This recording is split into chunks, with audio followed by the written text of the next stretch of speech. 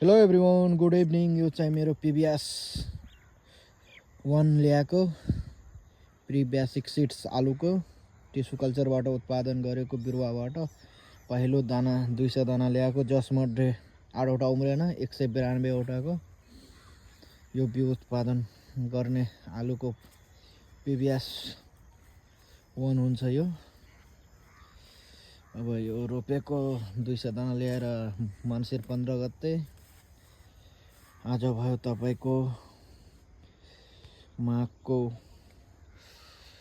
17 गते। यस्तो राम्रो छ। यसमा अब 2 महिना आज 1 दिन भयो। राम्रो छ बिरुवा। लगभग 50 किलोको मैले टार्गेट गरेको छु 200 दानामा, 192वटा उम्रेको। अब हेरौँ कति हुन्छ। बाई।